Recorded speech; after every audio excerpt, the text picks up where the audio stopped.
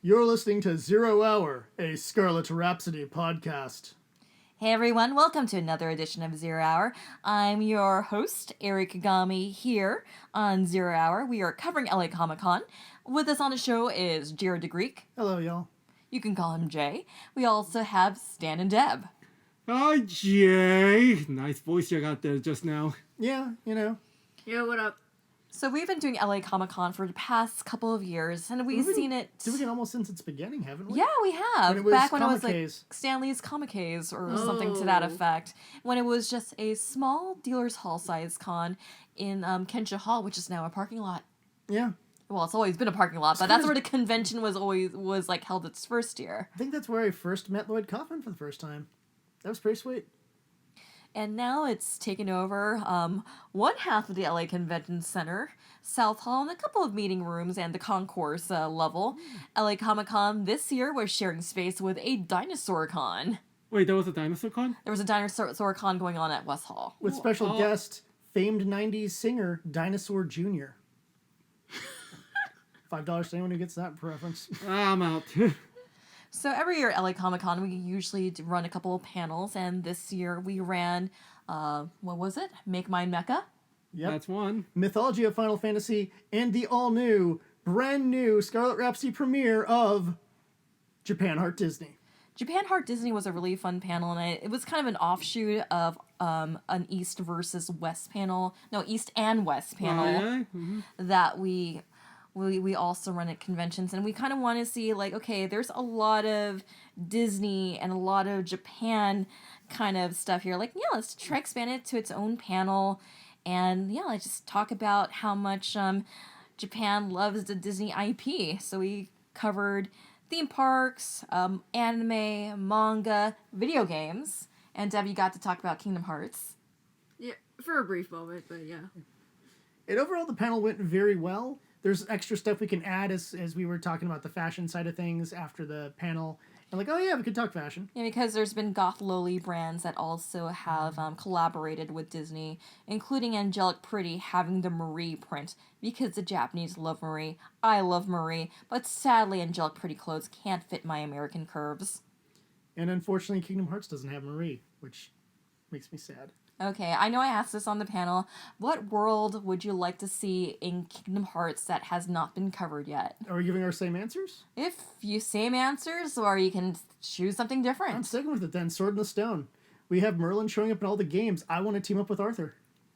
I believe I answered the Black Cauldron. And you know, I'm going to change my answer for this one. I want to see an Aristocats world, only because I want to see Sora, Goofy, and Donald as cats. It would be an odd one. Well, I love my Disney cats, so I'm like, okay, they can run around as cats. It's one of those odd things, like you run into like the Pinocchio stuff a lot, but I don't think you actually run into Figaro at any point. No. Yeah. It's like, but Figaro. I love Figaro. I also had to like just kind of add in here, when we were running our Japan Heart Disney panel, we weren't given a projector or a projector screen, and we didn't know until like we were checking in that our panel room had been moved to the room next door. And I'm like, wait, there's no screen here. Oh snap, we gotta improvise this. Thankfully, I had my notes on my phone, and thankfully, yeah, I felt really sad because I created like a brand new PowerPoint presentation for this, and it looked really pretty, and I wanted to show it off. I'm hoping we can get this panel at other conventions, because I think this works.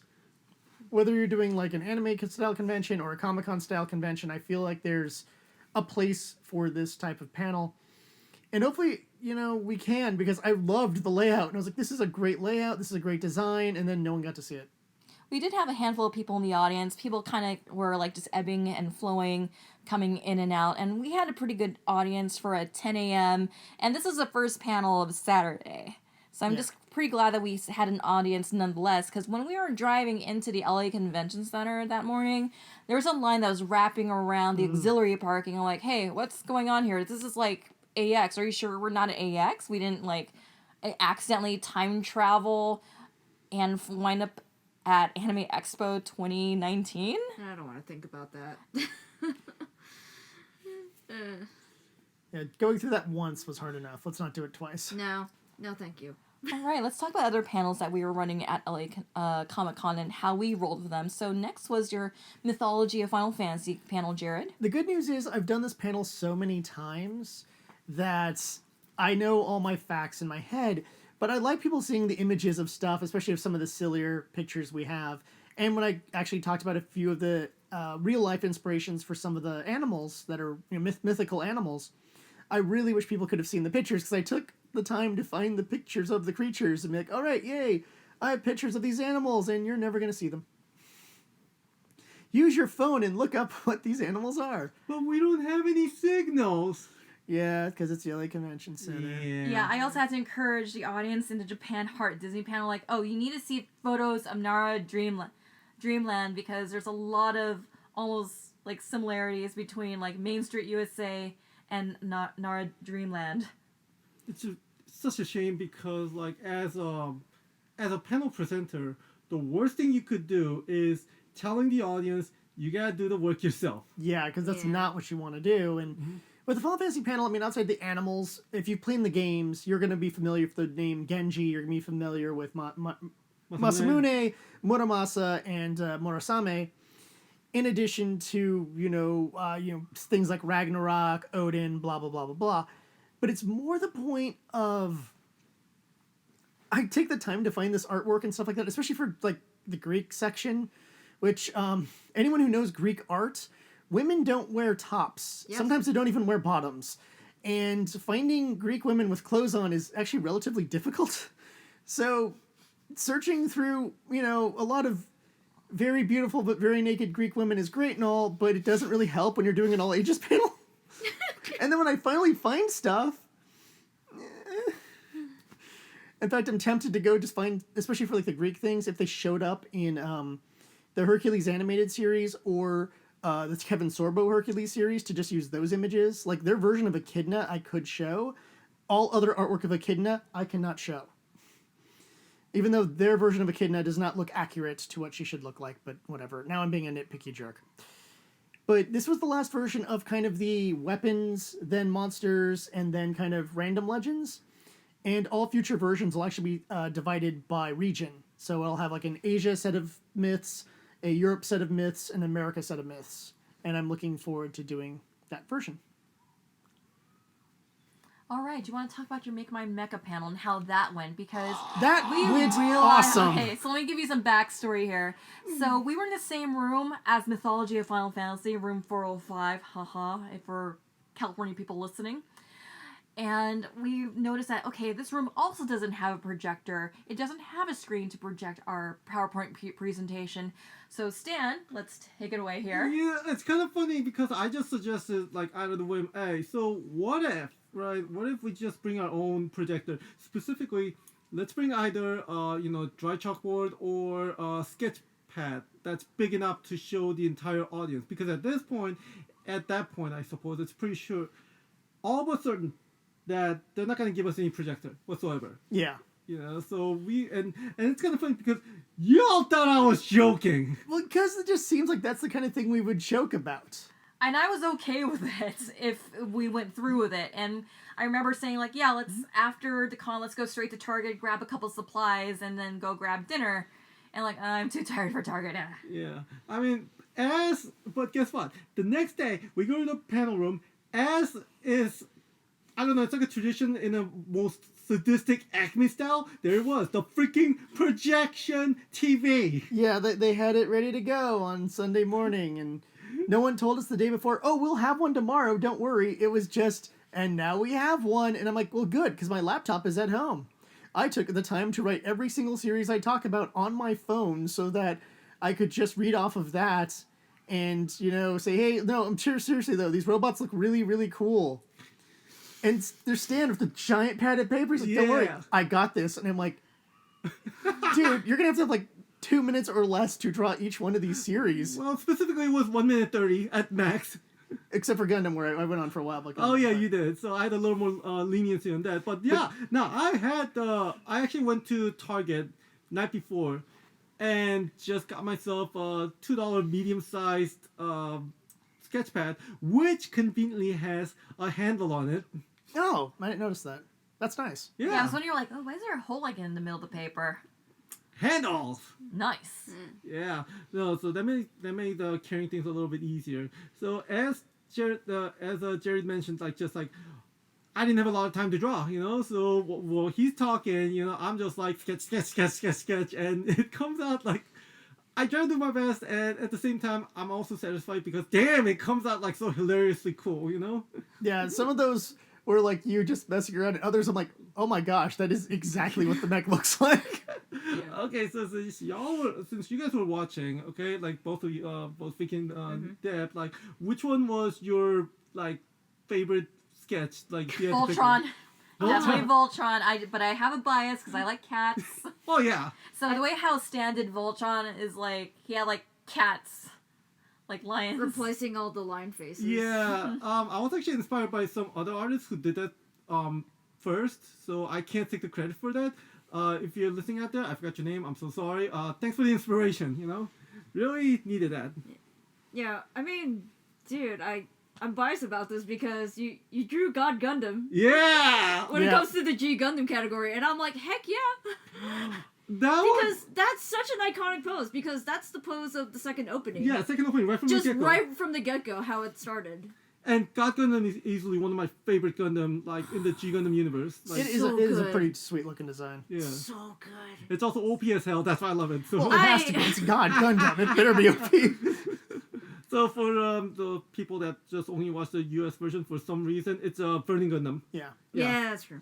because they needed to remove all the religious reference, connotations. yeah. And the other one they changed, of course, that I always loved the original name of was Tequila Gundam. Ah, Gundam got the name change. I'm like, oh, I want Tequila Gundam in my Gunpla set just to have Tequila Gundam in my Gunpla set. I will give him a shot glass. There you go. Just have Tequila Gundam holding a shot glass. It'd be no, great. yeah, but go on. But from the audience perspective, like, I thought it was a really fun panel. I thought it was a really creative panel, and it's a great way to just kind of work with what you have. Because, like, yeah, I'm kind of bummed about the whole, like, we didn't get a projector or, like, a projector screen thing. And even though I specified it in, like, our panel request, I'm like, let's just kind of just work with what we got. We had fun, but we had fun with the Mecha panel. Don't get me wrong, okay? That was like the most fun I've had. One of the most fun I've had in a while, right? Mhm. You know? But damn, if I be lying if I don't feel gypped about the whole projection issue. No, I'm salty about that as well. I would have preferred it just not be there at all, and then we just would have gone, everything would have been the same, but at least then I don't have to sit there going like, well, you know, they didn't have the technology for whatever reason. Maybe their IT department got screwed up. Who knows? I won't be IT. It'd be the volunteers. Whatever the system people is who The said live. It would be a live programming. live programming. Thank you. Yeah. The live programming people got things mixed up, or they just didn't have enough supplies for as many rooms as they had, or whatever. I could justify it in some way, but for them to have it the next day, Yeah. when it had, all I needed was a text saying, "Hey, information, your panel now has a projector," and I go, "Coolsies, I'll take my laptop and then we can just do this the normal way." Now, I liked the way this panel turned out. I loved some of your designs. I liked how you did how you focused on the eyes for the Votoms units. The friggin' Evangelion one was great. Oh yeah. That was brilliant. The crossover of Uniel. And oh my god, did you draw like a perfect Megaduce when you did when we did Big O? Oh dude, can't help it. I love that show. Yeah, you did. You know how much I love that show. You know, like You do. I'll be damned if I butcher that one. Mm-hmm. So I mean, it was like, considering all the things you had to do in the limited time, that came out really awesome. Yeah, and I even showed it to a couple of my artist friends, and they were just like, "Man, this is pretty good." You know? Yeah. Yeah. I was surprised, like, holy crap, Stan knows how to draw his robots. I mean, after all, I am part of this panel. Yeah. Well, I know you know all the series because you've at least seen a little, or if not all, of a lot of the things that we talk about. Right. And some of those things you're just a huge fan of, like Full Metal Panic, God Gundam, Big O. Big Oh O. God, yes. So there's things that you're a huge fan of, things I'm a huge fan of in there. Then there's stuff like Mashin Hiro Wataru, where I'm like, you don't need to draw this one. And yet you did it yeah, I anyways. did. Yeah. So Stubby legs. yeah, they're weird. You were They kidding. remind me of SD Gundams. Is what they Yeah. remind me of. I immediately thought SD Gundam as well. Yeah, it's what the designs remind me of. So just do something along those lines. Even like your joke Tournay design, and then like your more realistic Tournay design. Pringles.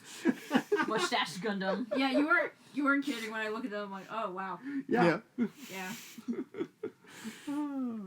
no, that panel was a blast. Like, push if need to be, I don't mind doing that again. I'm gonna have to probably come up with new poses. But this is gonna be great. It's gonna be great if we do that again. Yeah, because the series will primarily remain about the same. As I only have so much time, I wouldn't mind an hour and a half panel where we could probably move all the way towards 2010, because there's stuff in that time period I'd like to talk about that I feel deserves to be talked about, especially just being able to bring up Gundam Seed and then Gundam Seed Destiny. Oh, ouch! And just like, all right, it's time to bring out the salt. Like, You had a series that was pretty decent, and you followed it up with this. And I don't care how cool some of the designs look in this series, it doesn't make up for the characters, or the storyline, or people who died, who then magically are back alive again. Oh, Destiny can go straight to hell. Okay, so I don't think we'll ever get that far. No. But I will tell you, I'll tell you this much. Okay, if I had to draw that one, it would be a burning dumps of fire. That's all. That's all I'm gonna draw. Yeah. We begin talking about Seed, and you just go and draw like freedom or something like that. I'm like, No, not even that. No, it's a little burning dumps of fire. That's all it is. You got a little dumpster fire. Yeah. And now we're gonna talk about Destiny, and you're just like, hold on. Yeah, there it is. A larger Dumpster fire. dumpster fire. That's it. No mecha, no nothing. Just a burning dumps of fire. Actually, I wouldn't even mind to do a Gundam panel that's just you doing like an artist's impression of what the series is about. Yeah. Just like, instead of Gundam, it's just a gravestone. Double Zeta Gundam, it's like 5 people holding hands. Victory Gundam, big question mark. With wings. Because Victory has those weird energy wings, and never mind. Look, we're getting too deep into stuff here. But I love the drawing thing. Like, I'm like, part of my mind was like, this would actually save me a lot of trouble with the Greek myths. Just have you draw Medusa. With a big censorship bar. Like, across her chest. Yeah. Or just put up like a shirt on top of her, so saying like stoner. I hooked up with Poseidon, and all I got was this lousy curse. No, it's just gonna be a T-shirt that says stoner. Just, oh. So yeah, our panels went well despite the technology issues. I am upset just even from the get-go. Not just, Disney didn't get to have its brand new presentation shown to people. Final Fantasy works a lot better when you can see at least some visual representation of stuff. Especially because I'm trying to find artwork that's the Mythology artwork, although sometimes it's from in-game. It just depends on the thing. Like, the weapons are better just used in-game, because otherwise it's like a katana that looks like a katana that looks like a katana. But, once you get to the beasts and the monsters, I like showing the versions from stuff. Like, the Ifrit I have looks pretty baller, but then it's just like, you can't see this cool-looking, like, fire demon monster. You're just gonna have to imagine it in your brain stuffs. But it's really cool. And that I expect a convention that's been around as long as they've been, and we've done panels here before and never had this issue. This really irritates me, and it sticks in my craw a bit, and I don't want it to, but it does. And come on, guys, I expect better of you. Like, I'm sensing a huge, and I'm in gigantual sense of this, like, disorganization, like, straight up. Like, it's so weird. Like, it doesn't feel like, it probably doesn't seem like disorganization to, like, some of the other panels out there who got their projections. Congratulations. Mm-hmm. But, because I was also wondering why they switched our room to at the last minute. Yeah, and I wonder if that caused some confusion of people as well. Right. At the very least, if you're gonna do this to us, let us know. It's not that hard. You know our email. Because it's really easy for us to adapt, because if we have to adapt, we'll adapt. Right. I mean, and we did. We did. They did. I mean, I'll have to give credit to the registration, because, like, registration was easy, smooth. They understood that we had to have panels to get to. Mm-hmm. So I can't complain about registration, but I do take issue, like, okay, we don't have a projector here, and I did make it clearly, like, I need a projector screen.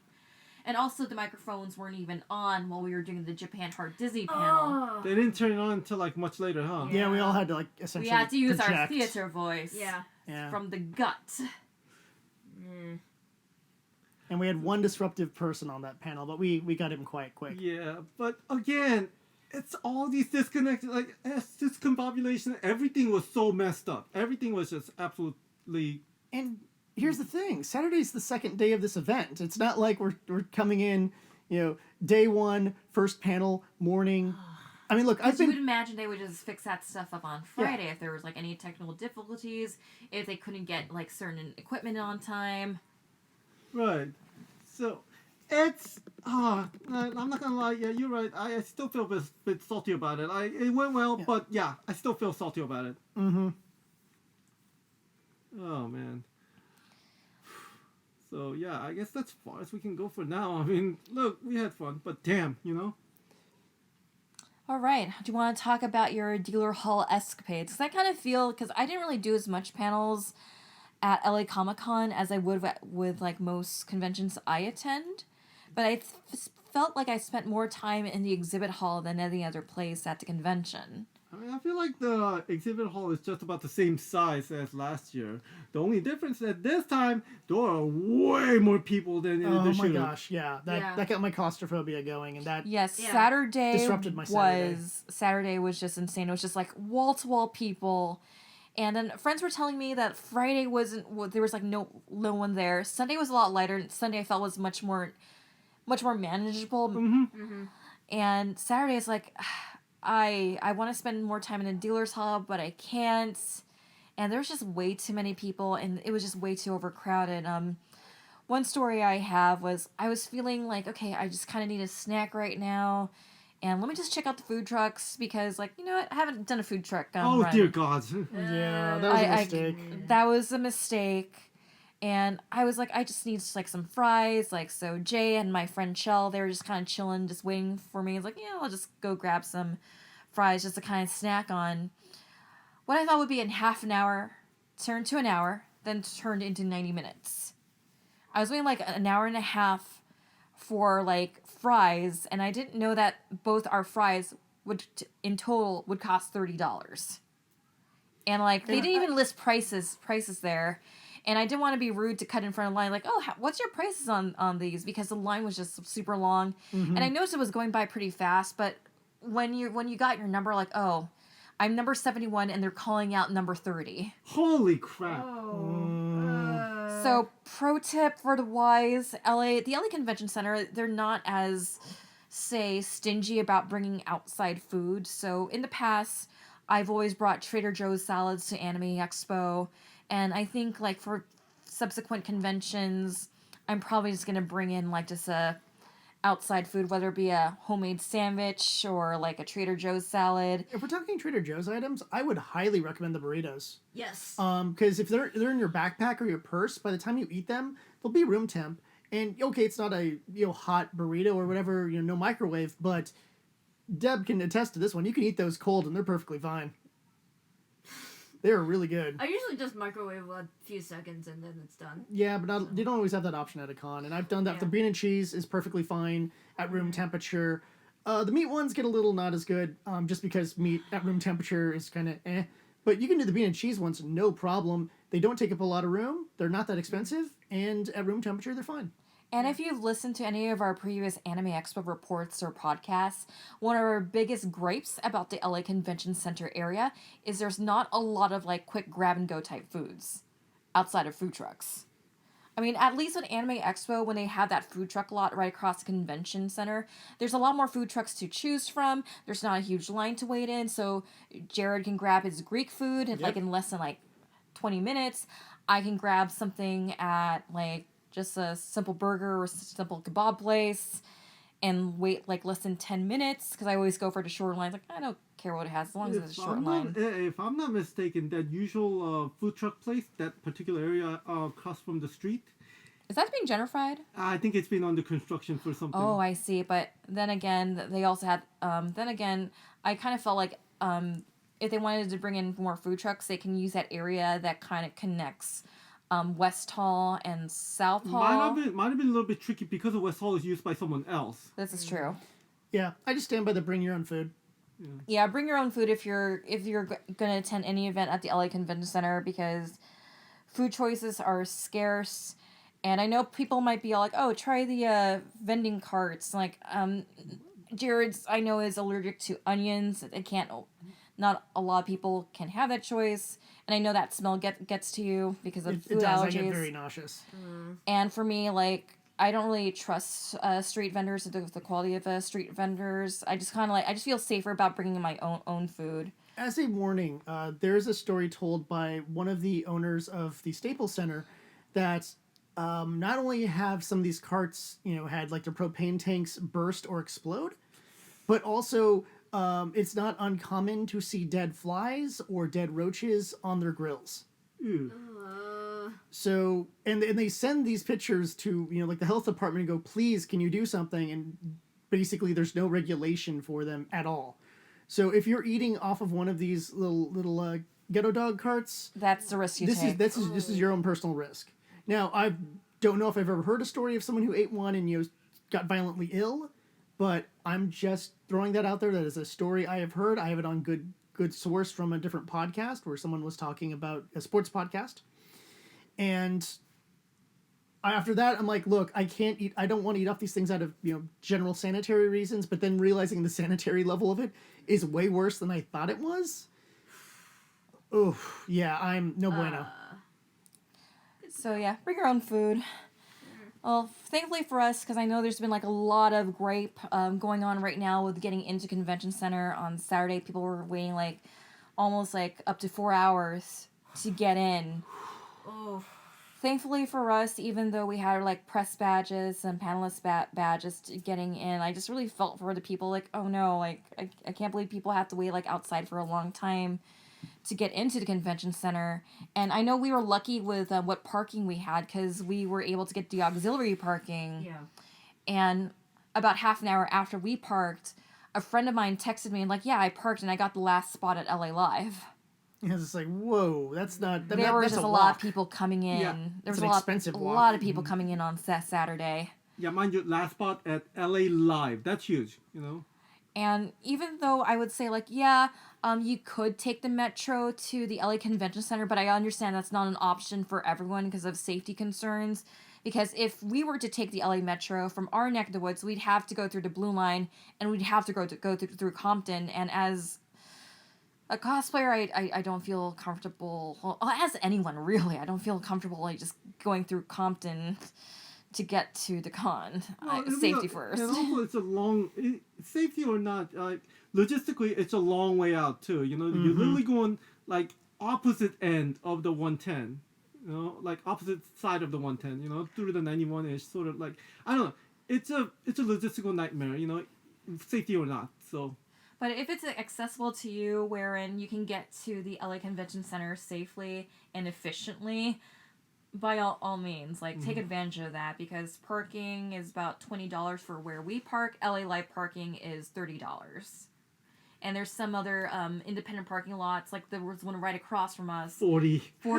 And another one right also across from us that was going for 30. So if you're planning to drive up, highly recommend carpooling. And also... Yeah, and also be cognizant that there are also other events that are also trying to get up, because I just learned that there was a hockey game. Is hockey even season? Kings, yeah. Yeah, I'd be starting. Yeah, there was a hockey game that was also letting out the same time we were leaving on Saturday.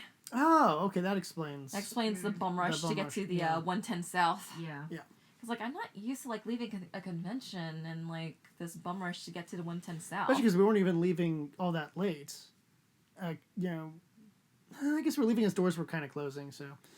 But either way, yeah, there's always something going on in that area, and I would recommend just trying to get to the con early. That's the easiest answer. Do that carpool, do the standard convention parking, and you'll be fine. Don't try to show up after 10 or something like that. That's just not going to end well for you, especially on Saturday. All right, let's talk about our convention highlights. Gaming room. Ha! You were living in the gaming room. Hell Can't blame yeah. you. That place was pretty awesome. Yeah, I mean, air conditioning, not a lot of people, not to mention, people that we know are doing the console gaming there, World 8, those guys are always awesome. Shout out to World 8. And they actually utilize the Concord concourse hall really well this time. They did, yeah. Not They only, did this time. Not only did they have the console gaming, but behind the console gaming is the all the other like kind of like fringe booths as I like to call it. Mandalorian mercs and like Star Trek Artasia or something like that, and then the D&D place.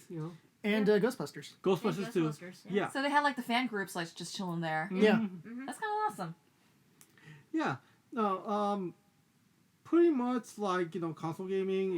It's because one of my friends Brandon was working with them, so they brought all the fighting games imaginable, and some like Destiny and some other stuff, Borderlands and what have you. They had anything for everyone.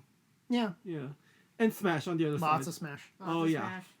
Yeah, we were like looking at this Mario Kart match while we were just kind of Oh, chilling yeah, there for a yeah, bit. yeah. That was a lot of I fun. was watching the Mario Kart tournament. Yeah, at like one they were point. having a tournament too. It was really good. It was. I was watching, going like, man, I kind of wish I was playing in this. Yeah, 8 is, I need. 8 is pretty solid. Well, the issue it comes down to just knowing how to do the slide boost, Yes. and that it's the feel for it changes in almost every game. Just by enough to, you need to play the game at least to know the feel for that for your character. So, I'm not going to just jump into 8 going like, but I was really good at the Wii version. Therefore, it's like, well, you never know. I mean, you could have still made some noise. Oh, yeah, I could've. Yeah, you could have. Yeah. Or if I had taken time to practice in the room itself, I think I would have been fine. Mm-hmm. But say love Yeah, it. but minor gripe. I hate to do this, but once again this year, like gaming room wasn't exactly well advertised. I'll agree with that yeah, one. I Yeah. agree.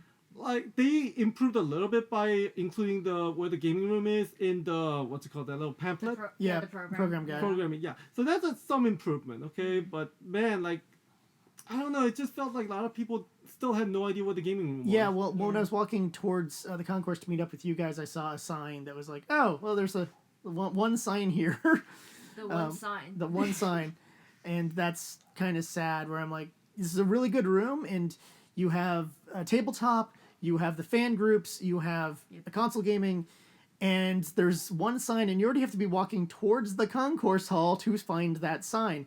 It's not like, oh, I saw it in the main lobby, and then that led me to the doorway into the concourse hall. No, you have to already be heading on your way there to see the sign, and I'm like, you guys are trying, not hard, but you're trying. Yeah, so it's a step up, but still got a lot of work to do. And we're only complaining about this because of how good the room was. It's one of those, we wish more people knew about it, because there were always empty seats to watch the tournaments. There were always empty seats by the various consoles. And to me, that means there just weren't enough people visiting the room, and there's not a lot of people visiting a room because it is not advertised well enough. So hopefully next year, 2 more steps up, please. Yeah, this is an improvement above last year, so, Yeah. They gotta keep climbing. Yeah. Yeah. And y'all also joined up in a D&D campaign on Sunday. Oh my goodness. How did that go? Yeah, they had the adventure, what's it called? The Adventurer, not Adventurer Club. What's the proper term for it? God, I remember the name, Hold like, up. starts with the Give me fin. 1 sec. Oh, is it on It's on that's on the little paper here. Gosh, Oh, I think really? so. Yeah. Let's see. Yeah, Adventurers League. Adventurers League, thank you. Oh. No problem. So they had the Adventures League there with a bunch of pre-made characters that are essentially this race, this class, a little bit of backstory information, and the rest you fill in your own name, and you can set up. It'll be put together with some randos or your group of friends, depending how big your group is, and they'll set up with a little beginner's adventure. Our adventure began in this town of Hillsfar. We're meeting up with one of the guilds, and they're like, "Hey, we need you to just."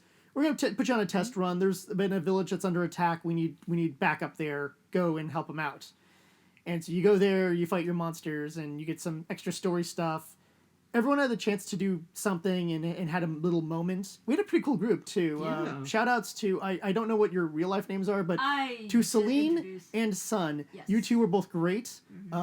Celine played, I believe, was she a warrior Oh gosh. who then was an ex-pirate? Ex-pirate, yeah. Yeah. And then Sun was a ranger with a shady past. And they were really great, especially how Sun was like, oh, I don't really like talking to people, so my character will kind of just sign with her hands every once in a while if she gets nervous. And I thought, and then she integrated that into the role-playing aspects, and I thought that was really great. And then, me, Stan, and Deb were also part of the same group. I used a character from one of the books I wrote, Parth, to be my human cleric. And I behaved exactly as he behaves. He is Yeah. very Cinnamon roll. cinnamon rolly, lawful good to a fault of like, yeah, love and justice will win the day. And I had a lot of fun doing that. I was glad I got to actually use one of my spells because Deb's character got attacked and took some damage, and I got to heal. I was like, yeah, cleric gets to do cleric job. You guys talk about your... Oh gosh. I I have- finally used my used to be Lord of the Rings character. Holy, oh my gosh. It's Laliathor. It used to be Greenleaf, and now I just last minute changed it to Silverleaf instead. It was a monk, surprisingly, because it was part of the character sheet that's already pre-written, and I was like, why the heck not? I love monks. Monks are great. I've been watching certain campaign videos on YouTube. It's pretty cool class, so I had a fun time with monk class. And for Yeah. those who are uninitiated, the monks go more along the lines of a martial artist. Think Shaolin monks. Yeah.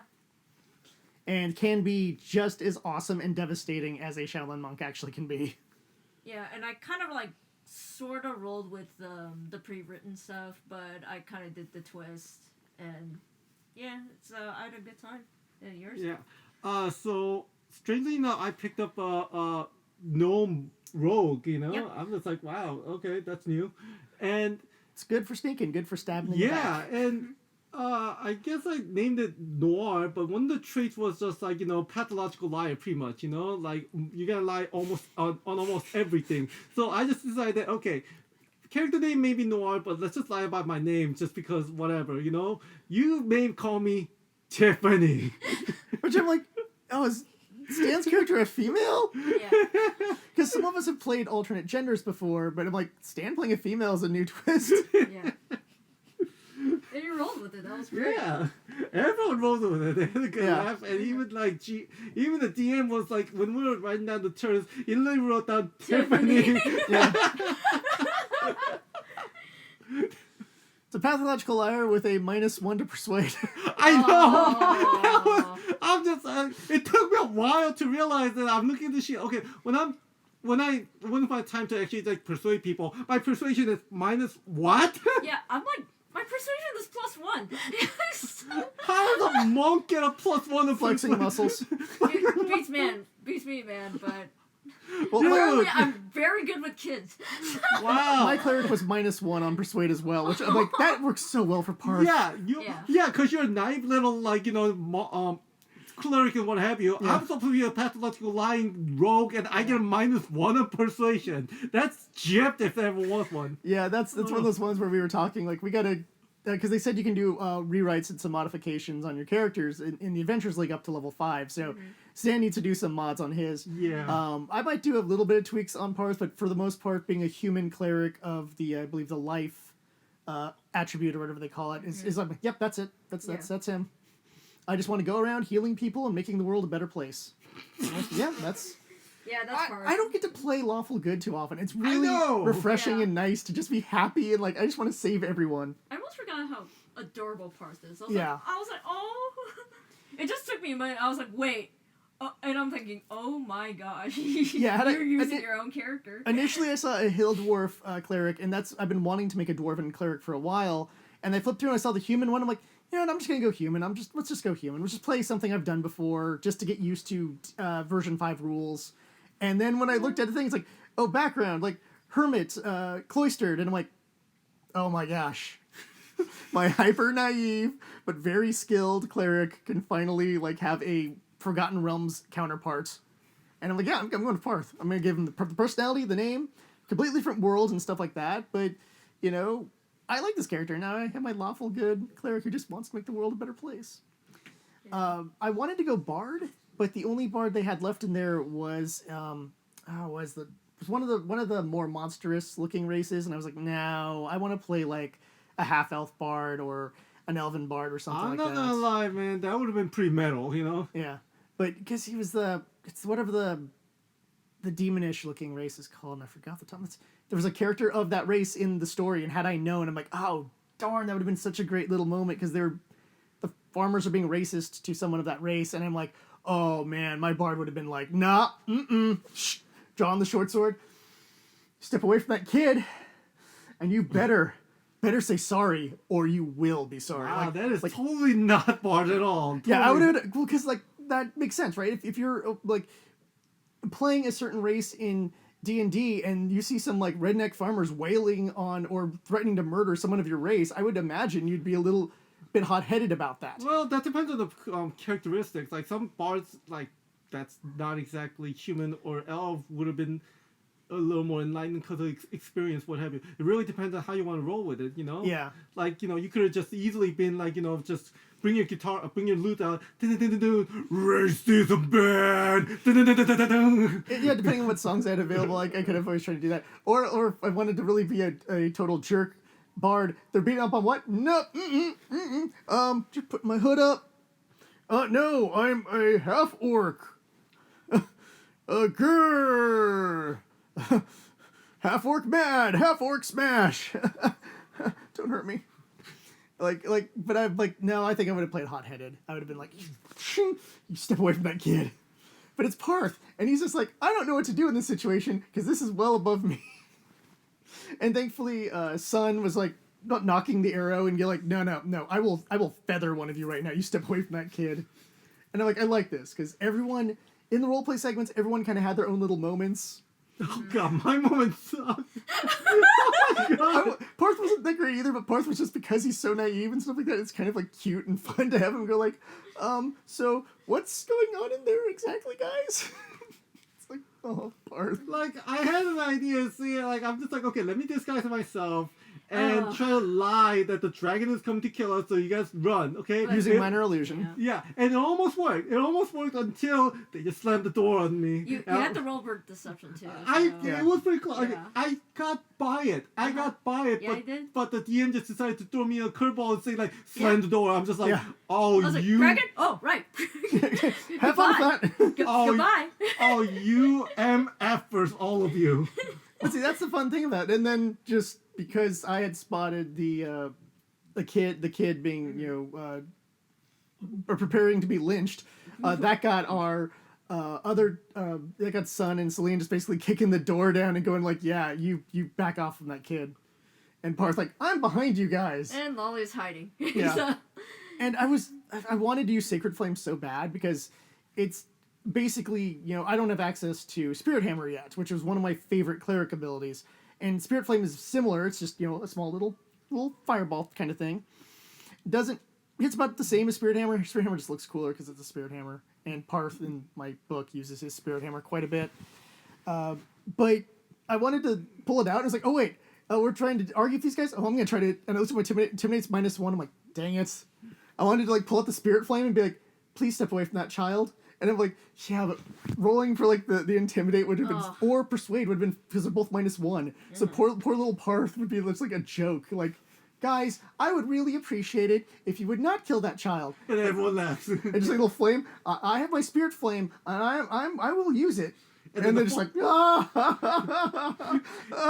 You know what? As your teammate, I would laugh at you too. Yeah. So I did that. Like, I'm not gonna risk that. Yeah. I'm like, I could still get a good roll. It is completely possible, but I'm like, nope. You know what? Right now we got the shady ranger aiming an arrow at their head, and I'm like, that'll do. Mm-hmm. That'll get the job done. Yeah. So it was a lot of fun. It was cool meeting people who were having a lot of fun with it too, and our DM was great. He did voices for all the characters, kind of the same thing I do when I DM, and even at the end when we head back to the tavern, it was Deb's character and Celine just go off to get drinks. Yeah. Parth, like the cinnamon roll he is like, I want to go to the room and meditate to gain my spells back. God, drunk Parth would be hilarious. I love everyone in this room. We should all like become a family and go on vacations together. Shut up, Parth. Everyone's like, someone send him back to the room. Mr. Piano Player Guy, can you play my favorite song, Ode to the Gods Who Are Wonderful? And Lolly's like, no, I think we're done. Come on. Get back to... That sounds like y'all had a lot of fun having your D&D adventure. Yeah, I'm actually looking forward to doing more Adventure League stuff because that's the one thing about how these are set up is you can bring your characters to the next thing and the next thing, and Yeah. you retain your characters. Mm-hmm. I should do that with y'all next time around, because like I always like to make time to do like a tabletop type thing, whether it be a card game or something similar to that at a con. I kind of felt like I wanted to check out more things that was going on at the con, so like I just kind of like to explore around. So a couple of my highlights. Well, one was the kids cosplay contest. It was hosted by Julian and Amber Arden, and basically it was a group of 60 kids. And they just all went up on stage and they just showed off their costume, whether it was bought from the Halloween store or it's made by mommy and daddy or a guardian. So it was really cool to see because like some of these kids have very talented parents, or maybe they work with their parents themselves. I really like one gal who went as Annabelle, and she had like the nun like just kind of like leering over her. So it was her dressed as Annabelle. And the second part of the costume was like the nun just leering over her. I was like, wow. We also had a Predator cosplayer. I'm like, Nice. It's like a tiny 7-year-old in a Predator costume. It's like, it's so adorable. So I have this little image in my head of like one of the adult predators with the little subtitles on the bottom. It's like, son, if you're able to walk, you're able to hunt.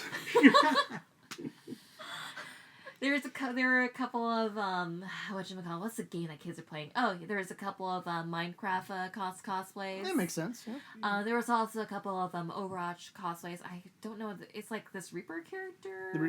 That is a character. Okay, Yeah. So there's like two of those guys up there. I like the gal who went as a Costco sampler person. So, like, she was even offering, like, Amber, like, hey, would you like a Costco sample? Oh, they're all aisle 11. So, she was amazing. Also, just a couple of other highlights. There was this kid who went up as Tony Stark in the Iron Man outfit, and then he took off his helmet. He had the facial hair, like, drawn on him, Aww. and he was just, like, just strutting on stage, like, yeah, I'm Tony Stark. What you gonna do about it? And then there's this Waldo cosplayer, like, in the background, he just kept doing the monkey. As, like, other, like, kids were coming on. Like, can't stop doing the monkey. No, it was adorable. Like, I always like checking out, like, kitty cosplay contests. Because, like, yeah, this is, like, the first time, like, some of these kids are going up on stage, doing their thing. And I just wanted to show support for, like, the cosplay community. Because cosplay community is all ages. And it's just so nice to just see, like, just different, like, it's nice to see what the kids are into, per se. And just kind of nice to just kind of see just, like, the variety of just talent, whether it's help from mom and dad, or just kids just kind of strutting their stuff and just doing something cool on stage. Because I think there was, there was this kid, he was, cosplaying from Umbrella Academy, and then he just went on stage like, oh, have you seen Umbrella Academy? No. Oh. And then, like, but he was really cute, though, and he just kind of just goes on stage and kind of has, like, this very je ne sais quoi attitude. I haven't seen Umbrella Academy either, but he had this very, like, just serious, just kind of look like, I haven't seen Umbrella Academy. And there was, like, this kid who was cosplaying as Dustin from Stranger Things. He might have been, like, 5 years old. Aww. And then when they told him to go up on stage, he just literally ran across the stage. Yeah, I think I'd have been like the kid who gets frozen. Oh, yeah. I think, like, I did love being on stage as a kid, but I also did not like being around strangers as a child or as an adult, or really being around people. And as a kid, I was kind of very similar personality, but, you know, being like 5 or 6, I wouldn't have the ability to deal with it. So I'd have walked on stage and then, like, frozen there and would have been asked a question, and I'd just been like, like twitching and like, But it was a lot of fun, and I didn't get to see who won, but in my eyes, like, all of them are winners because, like, it's just so adorable just seeing like, kid cosplayers. And who knows, maybe they might grow up and we might see them in regular masquerade. Yeah. So speaking of kids and stuff, I went to the Disney Cosplayer Gathering, which was hosted by Robert T. Photography. I went as Aqua from Kingdom Hearts.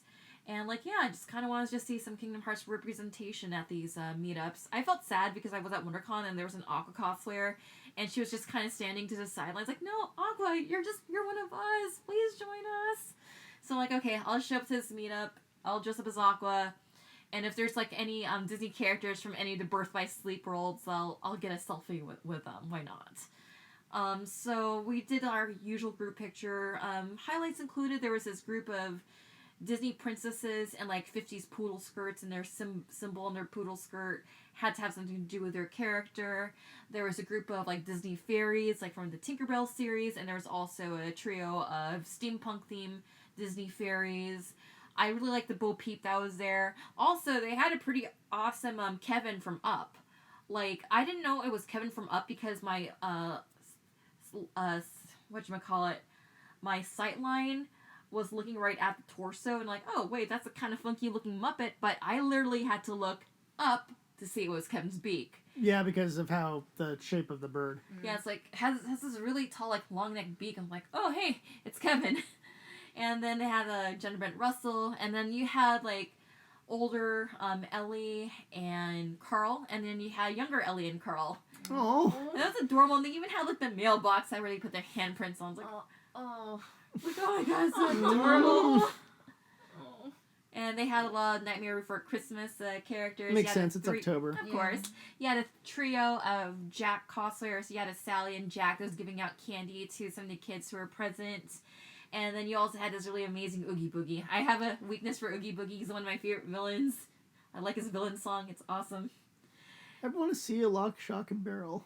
And then when we were like doing like our group shot, there was like this kid in like just kind of like right in the photography area that was singing off key Ariel's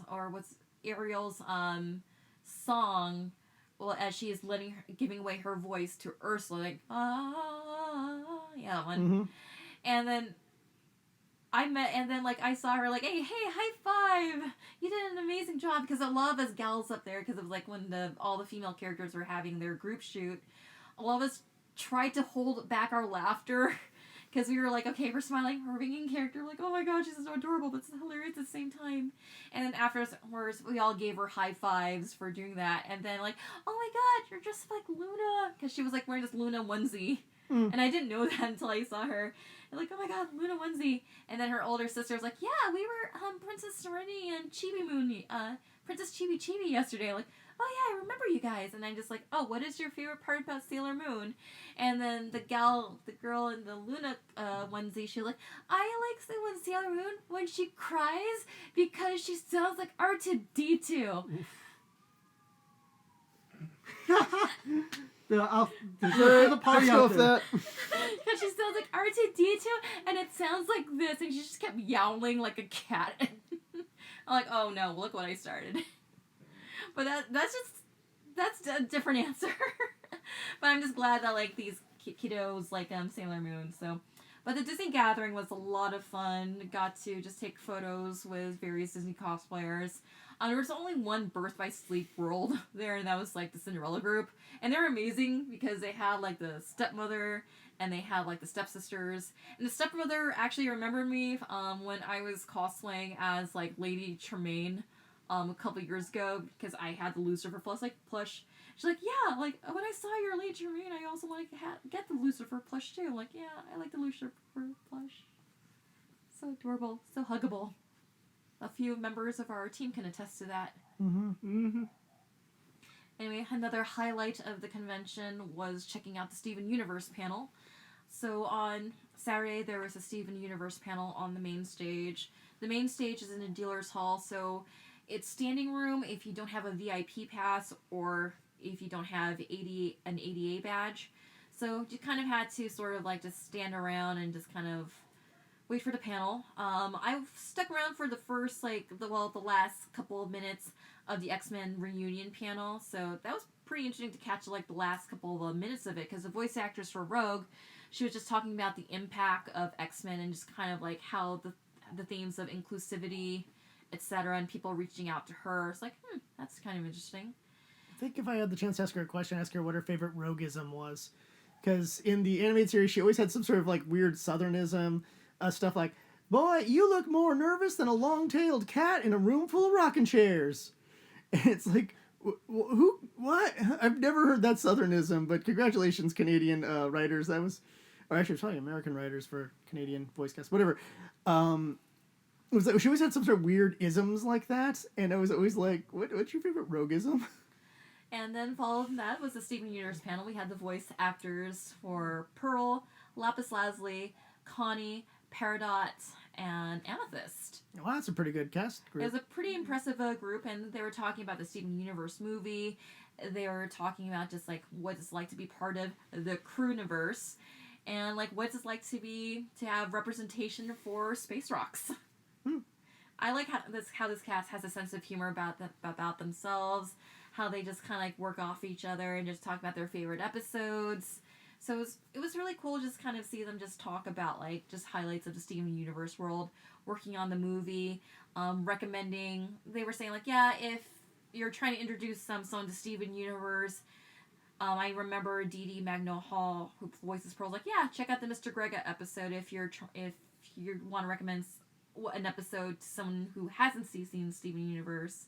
And the rest of the cast is like, yeah, we recommend, check out the movie. It's pretty standalone. Yeah, the movie was aired on Cartoon Network. It's like a 60-minute long episode type thing. Okay.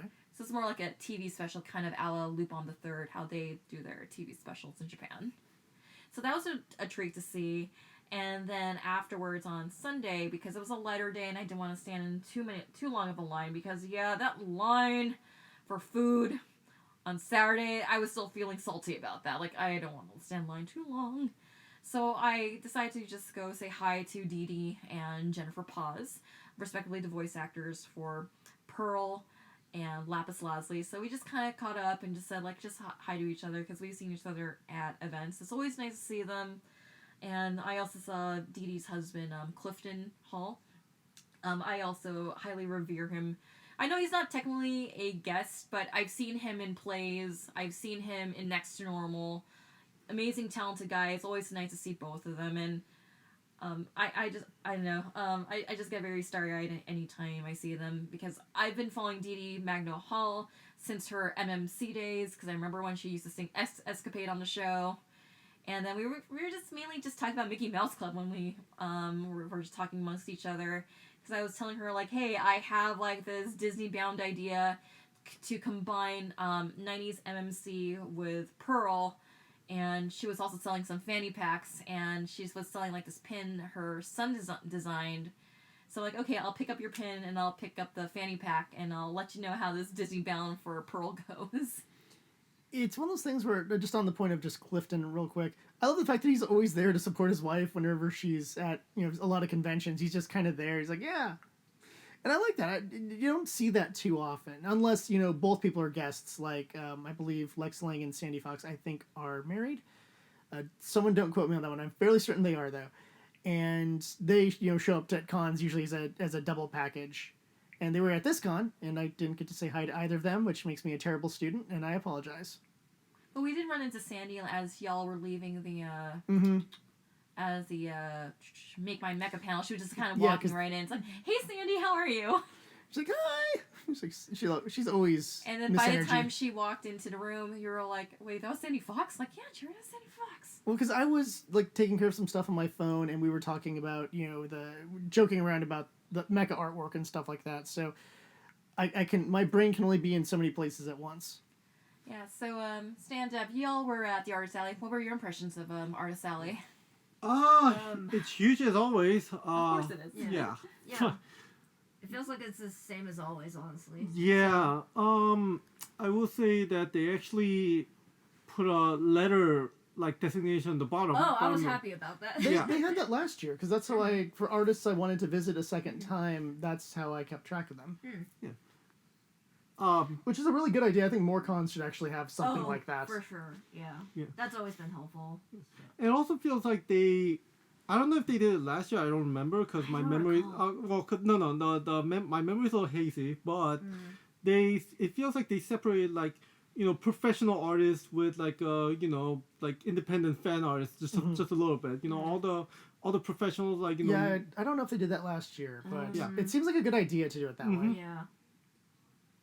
So no, like Artist Alley is always like great to visit. Like just because not just because some of our friends are there.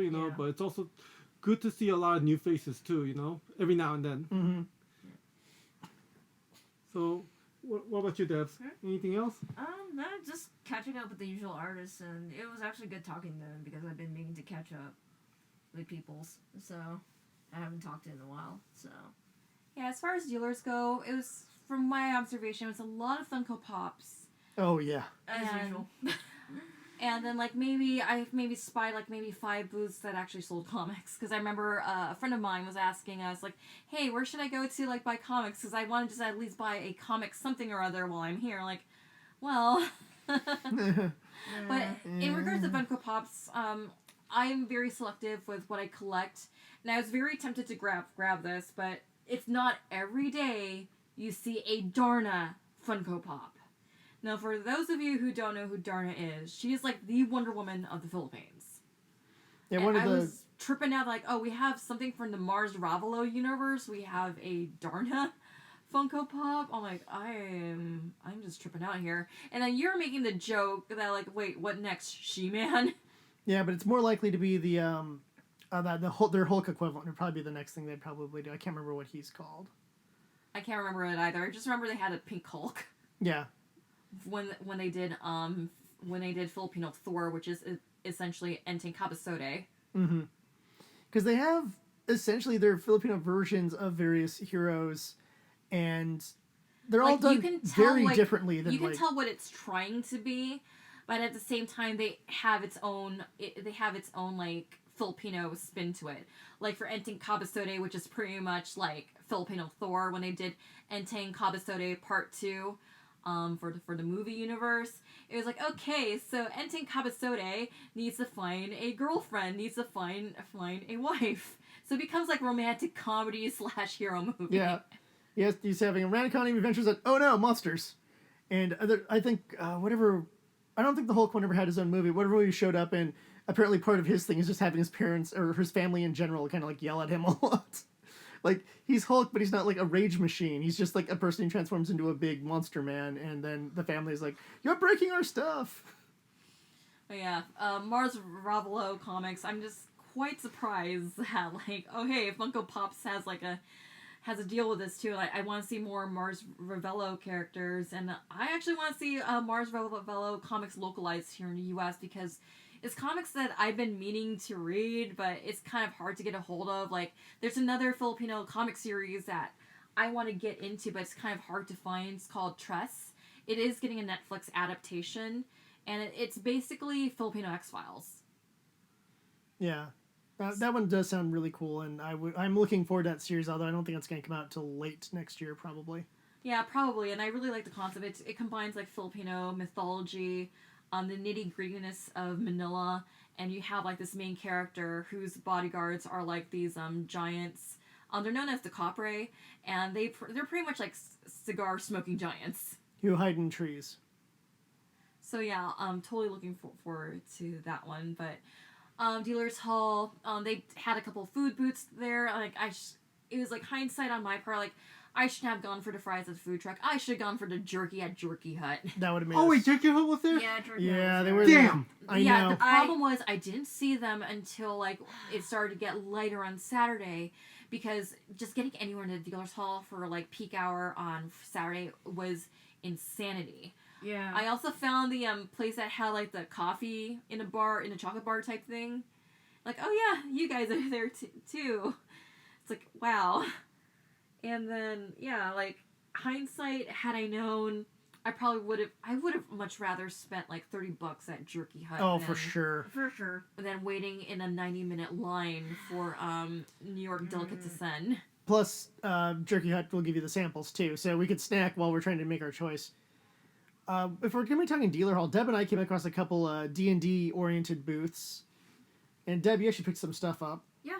I picked up a dice tray from Critical Hit. Critical Hit Collectibles. Yeah, that was right. Yeah. Yeah, They had some good deals there too. yeah, really good. Lots of deal. different dice, including dice made out of gemstones. Yeah. So if you need your like lapis dice, you can have them. Mm-hmm. Literally. And the trays had a couple different versions of the trays. They had a big pile of miniatures if you needed to fill out your monster ranks. $1 a piece. Really great deal. Yeah, it's a good deal. I meant to go back to them. It's just the dealer's hall itself is not really great for a claustrophobic person, and by Sunday, it's like the strain on my body to have to be around so many people and so many crowded things was just my brain was like, no, I need to be somewhere where I'm not crowded. And I had used that as my excuse to head back to the game room, and like I don't care, and I just played some Mortal Kombat, and then of course we did the D&D thing we've already talked about, because I just needed to be away from crowds because my brain can only handle so much, my body especially can only handle so much. But we then also came across the candle people. Oh, the cantrip candles. Yeah, cantrip candles. Yeah. I did see them. I really like their scents. I like their. It was like a vanilla monastery or something. Mm-hmm. Yeah, The monastery is one of them. The one I liked was the tavern tavern, one that yeah. the smells of whiskey, and I'm like, I need my whiskey candle. The Blackhound Tavern. Yeah, I need my whiskey candle. Yeah, there was like the forest, the ocean. I mean, there's so many environments like themed like candles. So. And yeah, really. I've been great. eyeing on them for a while. So they have their own site. So. And then of course, team favorite Dragon Marsh was there as well with their teas. Mm-hmm. They had some stuff I actually want to try. They had a cherry almond tea, and I'm like, ooh, that sounds perfect for me. Mm-hmm. I know I had one of their other cherry related teas before, because as I started thinking, I'm like, oh, I remember having one of those. Mm-hmm. I think it was theirs. It might have been someone else's. And they had some interesting. They had a few character themed ones, because I think you grabbed a character themed one, right, Deb? That was Jasmine Dragon Tea. Oh, Company. sorry, wrong Yeah, group. but yeah. Another team favorite. Yeah, that's another favorite because I love the people there. I love chatting with them. Yeah, I pick up their My Hero Academia themed teas. So I pick up, of course, Izuku, my favorite character. So, it has like a very nice scent, and she was just like, "Hey, take a sniff for the sample." It was like, it actually smells like Fruit Loops, and then it has this weird scent that somehow smelled like Fruit Loops. And it tripped me out, and I'm like, I need to get this now. Yeah, I think we cleared through their Slytherin tea really quick, as I recall, because that was like mint flavored, and it was really great during the winter. Nice. That we did not get a tea restock, but I think we still have plenty of teas back home. Yeah, I know I bought Dragon Marsh from a different kind of event, so I'm filled up with tea at this point. Yeah, we have their cat collection because we have their Wonderland tea. Nice. We have they had a Bastet theme tea. So like, because a while back at Long Beach Comic Con, one of them they were like, oh yeah, here's our set of cat theme teas. Yeah. Because there was also I guess I'm not really familiar with this series. Welcome to Night Vale. Yeah, I love that. Oh, here we go. Yeah, Yeah. they had like a cat theme Yeah, thing from they that. have Koshek. They did a theme about Koshek, which made me very happy. So I haven't got a chance to pick that one up, but I will eventually. It's good. I really like that one, and the Okay. Egyptian the Bast. Yeah, Theme I picked one. that one up. So. Yes, it's a very autumn mood. I'll give you that much. I might have to make that tomorrow. Yeah, for add sure. some honey in that. It's like it'll put you in the autumn mood. Great. So, what are our final thoughts, our closing remarks on Long Beach LA Comic Con?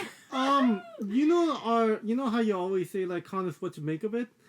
I feel like we had to do that just out of pure necessity because everything was so chaotic that we just had to go out of our way to make the con worthwhile by trying to simplify it. You know, that means going to the gaming room, you know, away from all that, like, you know, congested traffic, and just relax. Because if we stayed in that dealer's hall with packed like a sardine, what have you, for too long, I think it would have made our experience far worse. So, that the whole making the con, you know, our own way, that also goes for the panel as well. You know, as we mentioned, a lot of things went horrendously wrong on the technical side, but we still somehow managed because, you know, we had to do it. You know, we had to make things happen on our own, and we did, and we had hella fun. And it's kind of strange. We had fun, but we had to do it with our own bare hands. You know, and the convention, like how they organized it, really didn't help much to it. So, next year, I'm hoping for like a better organization than what we had to go through, for real. Agreed. Again, I mean, don't want to be that horse. Still kind of bummed out of what happened to the panels and all that.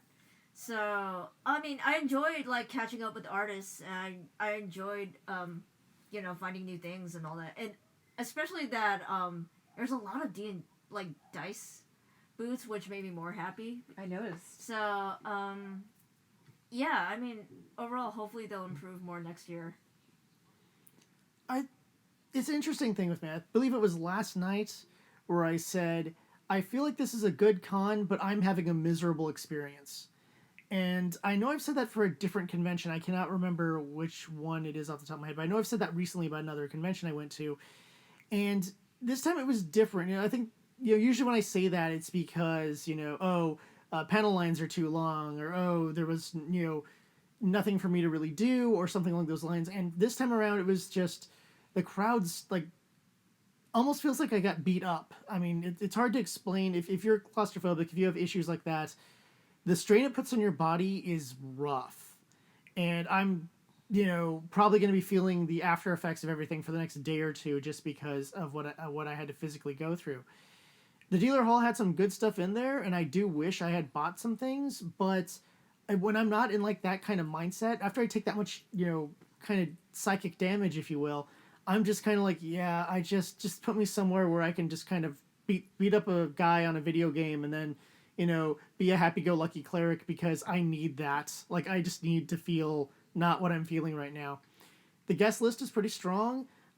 Panels could have been handled way better. Yeah, I think we're all in agreement on that one. Food, not bringing our own food was a real mistake, and I blame myself for that one. Usually I'm better prepared for that, but the week leading into this con was also a very busy week for us. So that didn't happen, and what you're left with is a convention that I think has a lot of good points, but I didn't really have any fun until the very end of Sunday when I played Mortal Kombat and then did D&D.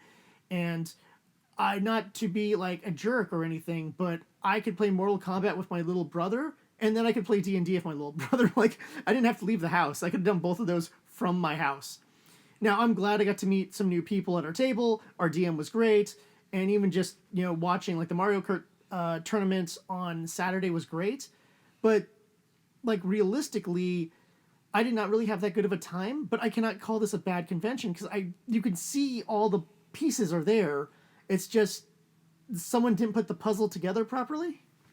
Does that make any sense? Yes, it does. Actually. Absolutely. All right. So my impression of this con was on Saturday at towards the end, like, yeah, what really killed it for me was just that line for the food. I know it sounds like first world problems, but when you're wasting like 90 minutes and you're pressed and you want to like feel like you're wasting time when you're standing in line for a while. It's like, yeah, I want to cover more, I want to do more, and I'm just waiting for a snack. I'm not waiting for a meal, and I didn't know it was going to cost me like $30 for like 2 sets of snack-sized fries. I'm like, if I was going to spend $30, I would have just saved that for dinner. And then I was still feeling salty about that, no pun intended, and just kind of feeling like it's way too crowded to feel like to do anything. I wanted to take more photos in the main South Hall of cosplayers, but it was just too crowded. It was just way too overwhelming. And like for most of Saturday, I mean, it was great, like just talking and catching up with friends. I like catching up with friends, but I feel like all of y'all said, like I felt like I could have done that. Like it didn't need LA Comic Con for that to happen. However, it's not to say I had a bad time, because my highlight was just the Steven Universe stuff. Just seeing Dee Dee, Jen, again, that was amazing in itself. And just also just catching up with friends whom I haven't seen in a while. And I did like walking around the dealer's hall more when it was Sunday, when it was much clearer. I can't talk right now.